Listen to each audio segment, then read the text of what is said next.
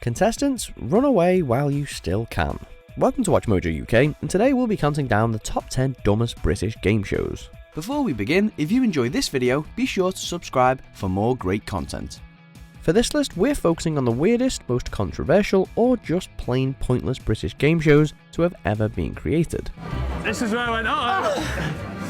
And there's that horrible moment. And we're focusing on the standard game show format, which sees contestants compete for a prize or title over the course of one episode. Your boy came up to my feet! I put my hands up to say calm down. I said calm down. See why you're standing on the feet? Stop it! Oh my. We're not including long-running reality shows such as Big Brother or The Jump, which play out over a number of weeks. That's another list for another time.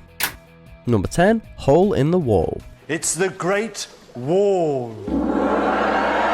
The premise of our opener is simple. Contestants, usually minor celebrities, contort themselves through the eponymous hole in the wall in a bid to win money for charity.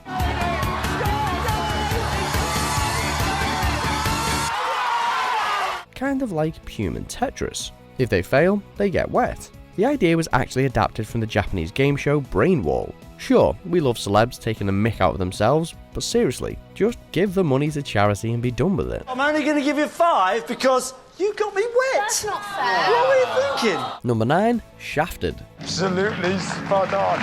On the surface, this show actually comes across as quite sophisticated and edgy, but then you start to dig a little deeper and realise that it's just, well, terrible. In essence, it's a quiz show, but contestants are constantly asked to gamble their money. They might hear the first half of a question before betting that they know the answer, for example. £83,000 on card games. In which card game? The rules are a bit all over the place and the skill level is highly questionable. And then there's presenter Robert Kilroy Silk, who's just a bit strange. They should have shared. Then they could have walked away with £108,500 each. Number 8, Red or Black.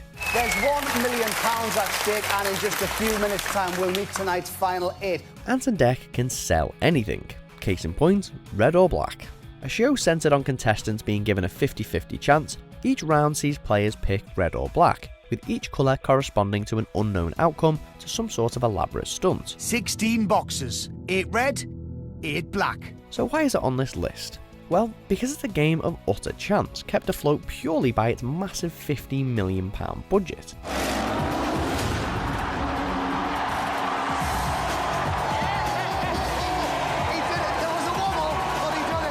It's basically the most expensive coin toss ever. Number 7, Tipping Point. Ooh, wanted it a little bit more to the right, I think. It looks like it's... Absolutely anything can be turned into a game show. Want proof? Tipping Point. Remember those 2p coin pusher games at the arcade? Well, that's the premise of this show. Some go correct. Right then, would you like to play or pass, Tom? Contestants are asked general knowledge questions, and when they answer correctly, they get the opportunity to drop a giant coin in a slot. Sorry, a drop zone, winning 50 quid for each coin they successfully push off. Textbook bit of tipping point there, Hardy. That is seriously impressive. Will it be a slider or maybe a rider? Seriously, who cares? Number 6, 24-hour quiz. Well, I really don't care because I'm not playing. We're skirting our criteria here, but the clue's in the title with this one. 24-hour quiz was a trivia game, although it was endless. The show saw contestants live together in the famed quiz pod, competing for cash on a daily basis. So technically this is my pod. With a revolving door of contestants, some of which got far too big for their boots, it blurred the lines between game show and reality TV. So as a bin man, Andy, what do you think of that? Would that make your life easier? And judging by the low ratings, people didn't like that combo. Number 5, Golden Balls. Start the ball machine! A load of balls filled with money, manipulative contestants, and Jasper Carrot. Boom, you've got yourself a game show. I plan to play the nice old man card and win the confidence of the other contestants. Golden Balls was all about who could keep their poker face, who could negotiate the best, and who could convince fellow contestants to believe them, even if they were lying. Do you have a killer on your back? No, I'm absolutely chuffed to bits. I've got 650 in this one. The thing is, 90% of the time, a backstabber won this show, and who wants that? Try to be truthful and you'll probably just be crushed. Seriously, the last split or steal round is absolutely brutal. Tina, John, split or steal? Congratulations, John. You have stolen £26,500. Number 4, don't scare the hare. And cheese. Oh, yeah, That's a keeper. I'll definitely send you a Hayden. The only unique bit about this show was the mascot, which, as you probably guessed, was a hare, a giant robotic one to be exact. A clear marketing ploy, the hare was a sort of referee, presiding over the assault course-like games. Oh, bang! And the balloon's gone! That is a scare! Set off an alarm clock or burst a balloon and the hare would scare, and you'd lose. Think of it as Operation meets the Krypton Factor. Actually, it blatantly ripped off those games. Number 3, you're back in the room. They are about to take on their next challenge, spelling words in a flower display. Where to start with this one? It saw contestants getting hypnotised before being asked to complete relatively simple tasks. Take off your slippers, I say! Take off your slippers!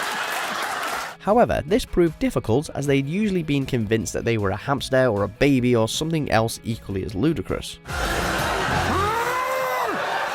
Think it's fake? Well, a lot of people did, and they also thought it wore thin very quickly. The only highlight was that Philip Schofield presented it. You are doing really well. Number 2, distraction. What do you call a man with a lavatory on his head?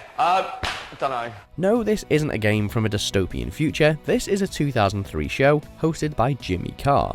And it's simple, answer questions whilst being distracted. Well, we say simple, but the word distraction doesn't really do it justice, because some of the show's diversions were actually quite painful and disturbing. Give me a boy's name beginning with the letter E. Joe. Edward! Edward, yeah. There was electrocution, a game of knuckles with a bouncer, being shot by paintballs, and a sack and wheelbarrow race with a naked old man. At least Carr could see the funny side. Number 1, Naked Jungle. To continue with the theme of nakedness, our top spot goes to something that could reasonably be described as an X-rated version of The Crystal Maze. Using a set based on the kids show Jungle Run, it was full-fronted by Keith Chegwin, and had its nudist contestants competing in jungle-themed challenges. Go on, Len. OK, not much time. The show was a one-off, but it's still a glorious example of terrible TV. At least Cheggers left his hat on. Do you agree with our picks? Check out these other great clips from WatchMojo UK and subscribe for more great content.